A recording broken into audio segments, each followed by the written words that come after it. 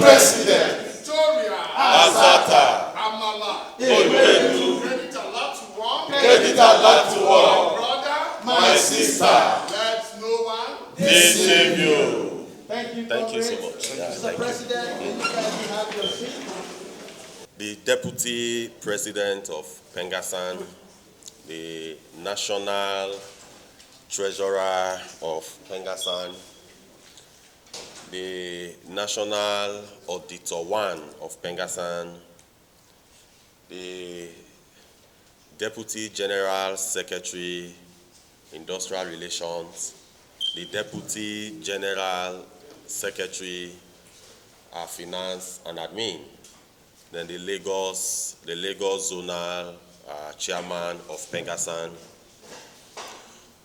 the zonal officers here present, the NEC members of PENGASSAN, the Chief of Staff to the President of PENGASSAN, all other branch officers here present, gentlemen and gentle ladies of the press. I say good afternoon to every one of us. I wish to thank Almighty God for seeing us here this afternoon. Some of us flew from different parts of the country to be here. We thank God for journey mercies. And those in Abuja that left their office in order to keep faith with us this afternoon, I say welcome. To the gentlemen of the press and the ladies of the press, I wish to once again say thank you for all you do for the development of our country. I wish to thank you for the good job that you do day in, day out. Some of you have to wait till midnight to report your stories. Some of you follow some of the meetings that we do have, and you will be there till 4 a.m., 5 a.m. in order for you to report the stories to Nigeria and or to Nigerians and to make it a breaking news. We understand your effort. We understand the extent of your collaboration. We recognize that without the media, a lot of things would have been shady. And without the media, Nigerians wouldn't have known the happenings across the four corners and across the length and breadth of our dear country. So the work you do on a daily basis is highly recognized, and we cannot thank you enough for the sacrifices that you make every now and then. We say thank you, thank you, thank you. And we wish to welcome you to the press briefing organized by Petroleum and Natural Gas Senior Staff Association of Nigeria on oil theft and pipeline vandalism. Today, Wednesday, September 7th, 2022, in Abuja. Gentlemen of the press, the media has been awash recently on a lot of happenings regarding oil theft. That today the country is near comatose. That today the country is almost at its knees because of the issues that are bothering on oil theft. The OPEC quota today for Nigeria is somewhere above 1.8 million barrels of crude oil per day. But today we struggle to produce just over 1 million because majority of this crude oil are stolen, and at best, companies are shutting production because they cannot produce and send it into the pipeline, and most of these products are stolen. So instead of them to keep producing, what is being done as of today is that majority of our land operations are shut down because of the issues bothering on oil theft. As an association, we started engagement with government. In the last 1 year, we have been engaging, and more so, at the earlier part of this year, we started engagement. And that engagement has took us to the echelon of the security officers in government, to the chiefs, to the security chiefs, to the DSS, to the army, to the police. We have had meetings with them, and we have profiled solutions on what we think could work in order for this crude oil theft to be curbed. Beyond that as well, we have engaged the captains of industry, from NNPC to NMDPROA to NUPROC. We have engaged them on what we think could be done in order for us to curb this menace.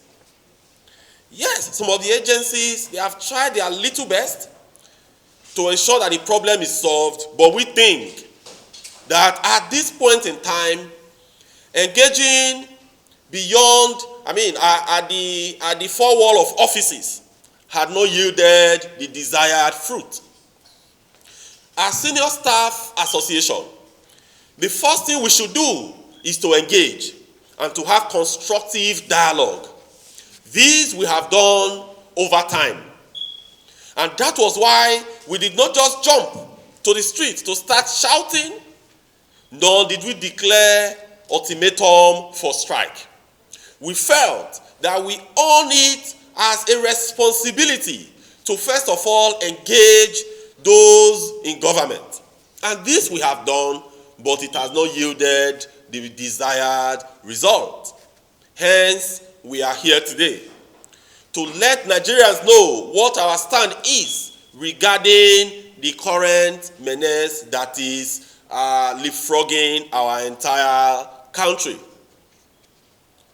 Gentlemen of the press, this is the very first time in the number of years that crude oil price will be hitting the roof. Crude oil price will be increasing astronomically. Crude oil price will cross the mark of $100 per barrel of crude oil in the international market. But as a country, we are broke. As a country, we have been borrowing to finance our appropriation. This year alone, the Nigerian government has borrowed over 6 to 7 trillion naira to finance our budget.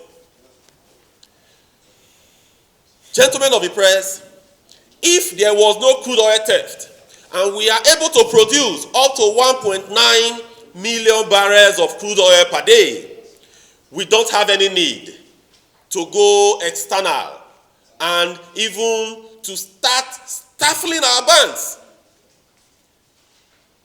and crowding the loan environment in such a way that our manufacturing sector cannot even borrow money from the banks, because government can borrow at whatsoever interest the bank will call for.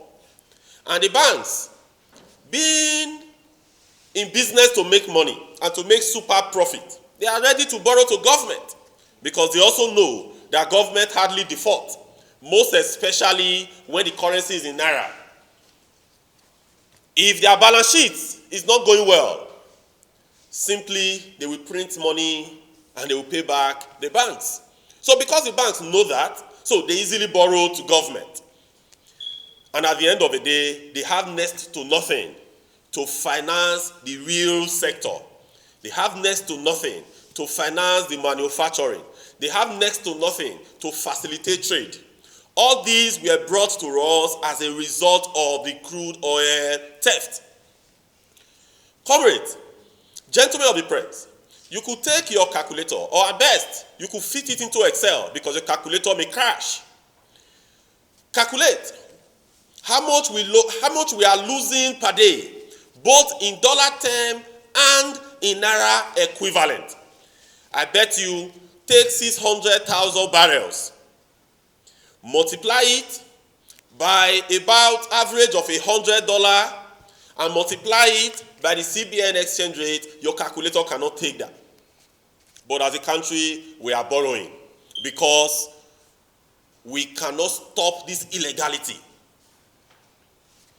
So, as PENGASSAN, we felt that no, we can no longer fold our arms.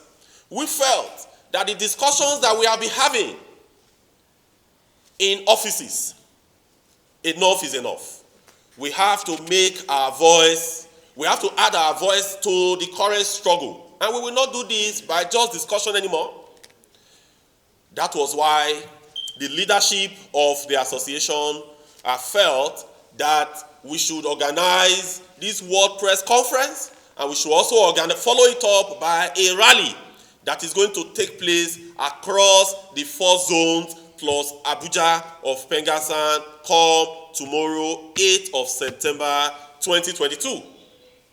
So, and we have titled this, Chasing Oil Thieves and Vandals Out of Business. And we mean it. This is going to be the first in series of initiatives that we are going to take as PENGASSAN. It is not going to be one-off. Because the reason we are doing this is not far-fetched. The reason we are doing this is very simple. Because a lot of companies are shutting in production. And when production are shut in, when you shut in a single barrel, you are shutting in $100. When you shut in 10,000 barrels, you are shutting in 10,000 multiplied by 100. And if you do the math, that is about $1 million every day. And some companies are shutting in 40,000, 50,000 barrels of crude oil per day. Those that still felt, let us push this product into the pipeline.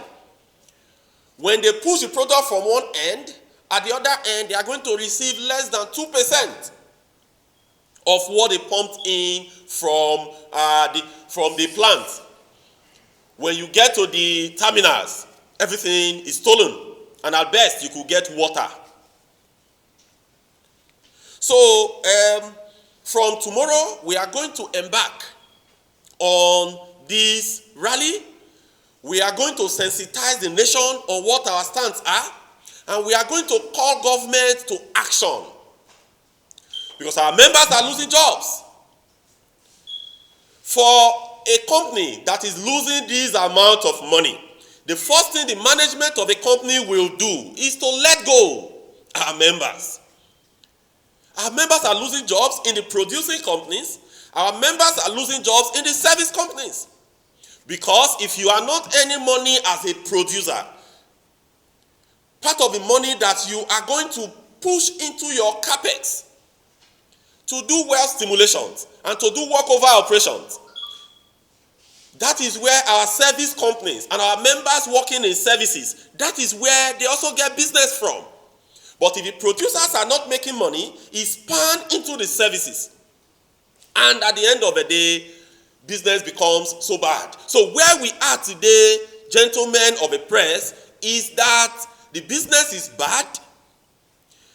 We are not even talking about employment today because these companies are struggling to pay the employees that are there currently. Some companies in the service sectors, they are folding. They are folding their operations because they cannot sustain the workforce anymore. They cannot pay salaries. So this is a real-time problem. This is a real-time challenge that all stakeholders must come together to find solution to it. That all well-meaning Nigerians must close ranks, irrespective of party affiliations, irrespective of whatsoever affiliations that we identify with. We must close ranks to solve this problem. Because if this problem is not solved, I could say that at best, government will keep printing money to pay salaries. Because you could recall that in the last 1 year or thereabout, Nigerian government has not earned a single dime from crude oil production. So where do they get money that they share every month? In fact, your guess is as good as mine. What they refer to as ways and means. Our economists in the midst will understand what I'm saying. So, comrade, to speak practically to the issues, as of today, a lot of companies that I have said earlier are shutting down production. For example, Alleges. Alleges today has literally shut down the production from land locations.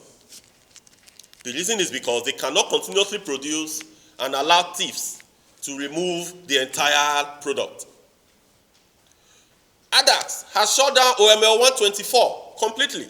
No production anymore because it cannot be sustained. Total E&P, for example, in OML 58, there have been challenges in that particular location since January. Initially, they shut down production completely. But because the well also has associated gas, what now happened at the end of the day is that they produce the crude oil, store in the tank, and they re-inject into the well. That means the funds, the oil that could have been sold, that could have bettered the lives of you and I, they send it back into the well. The reason they even produce at all is because the gas is being exported. Then the oil back into the well. SPDC, in fact, they are one of the worst hit as of today. Lot of the land locations are shutting. Gentlemen of the press, this is a real challenge. This is a real crisis. The government of the day must develop the political will. Government of the day must develop the muscles to go after the oil thieves. About a week ago, I think precisely on Wednesday, Thursday last week, the GMD of NNPC addressed a press conference in the presidential villa. And he said that everybody is involved. Everybody that he met was the security agencies, some oil and gas workers, host communities, even Nigerians that are 500 kilometers away from the host communities. They are all involved. That's so it is a total collusion and a total connivance. So that means the security agencies cannot be exempted from this. We learned a few days ago that the chief of naval staff made some beautiful statements. But we said, this is beyond statements. This is beyond blame games. As the chief of naval staff, you send people to Niger Delta to go and man the waterways. But this crude oil that is being stolen goes from those waterways on a daily basis.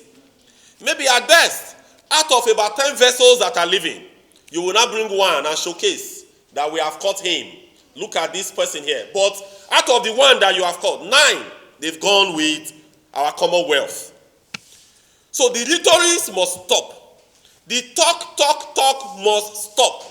This is the time for us to act. This is the time for us to practicalize what we have been saying.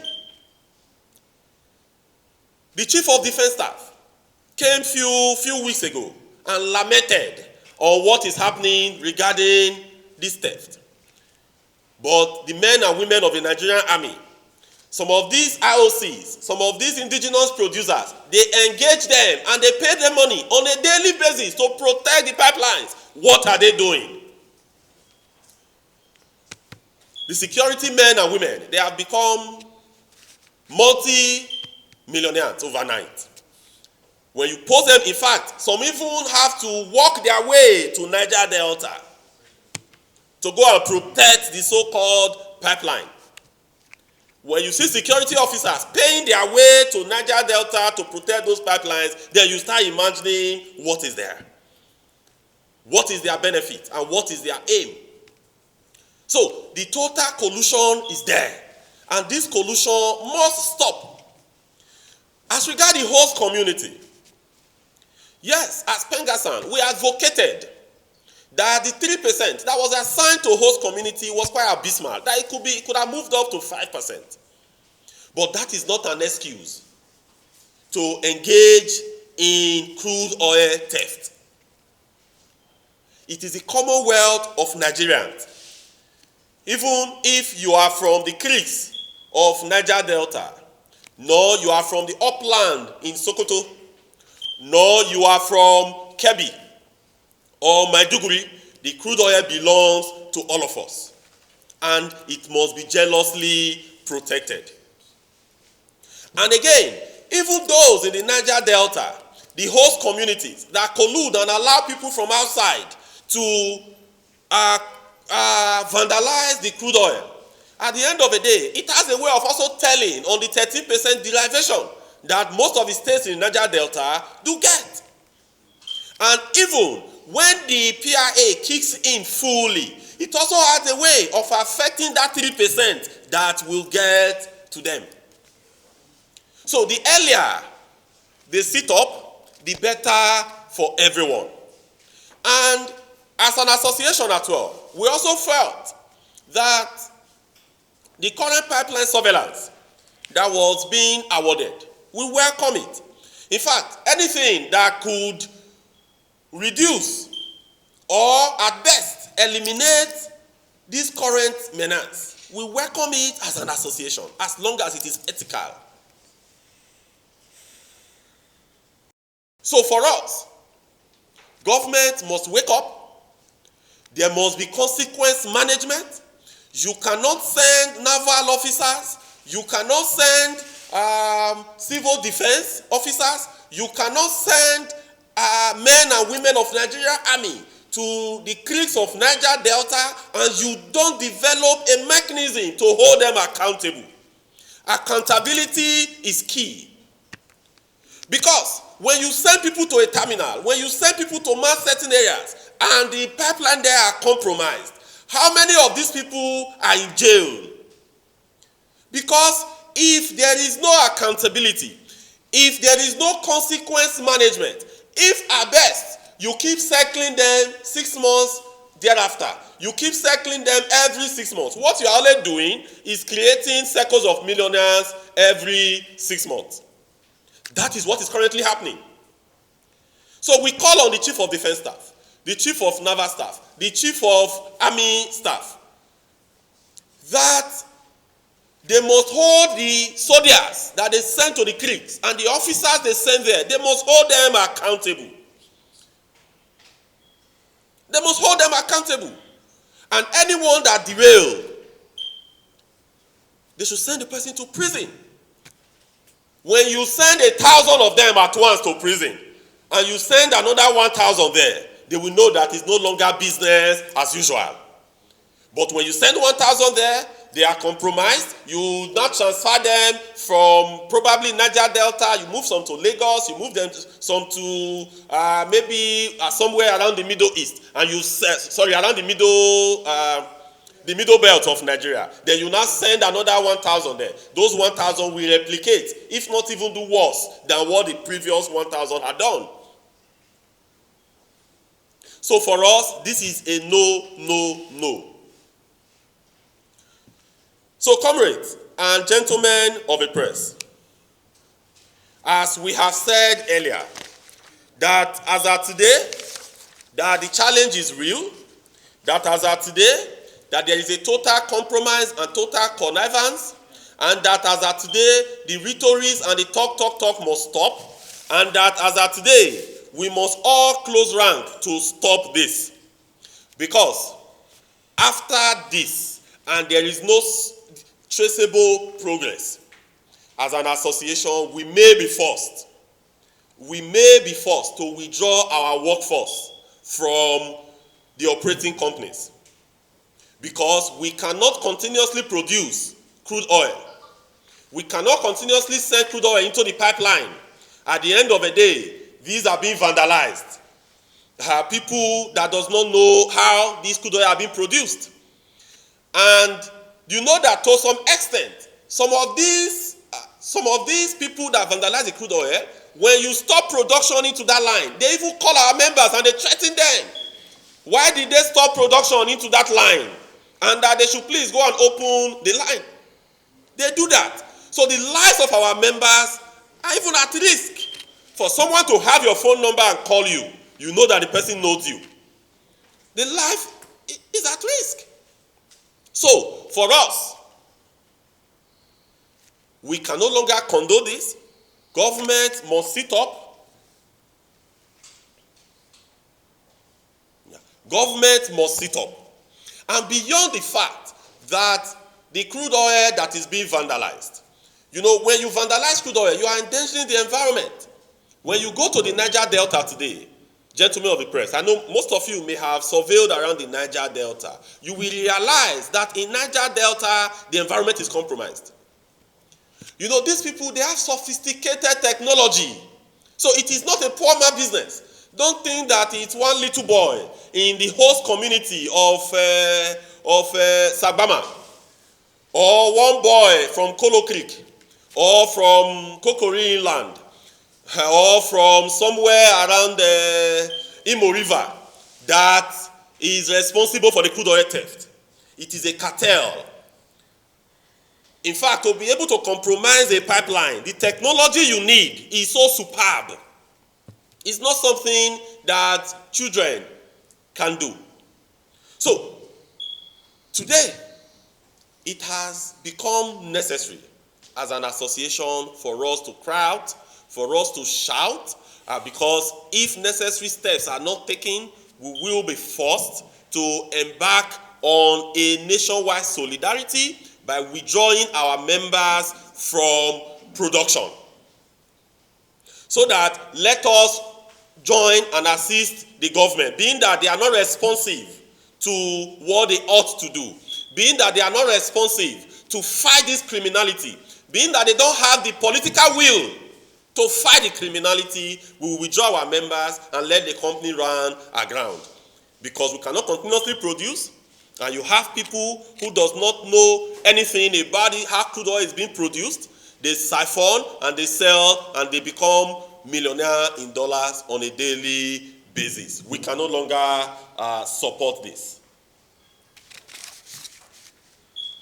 So, gentlemen of the press, I thank you so much for your solidarity. I thank you so much for your time. And in conclusion, to overcome this existential threat we are faced as a nation, the government must wear new thinking. The government must think differently. You cannot continuously do one thing the same way and you expect different results. There are technology that are abound in different parts of the world today. Today, we are in the era of artificial intelligence. Today, we are in the era of nanotechnology.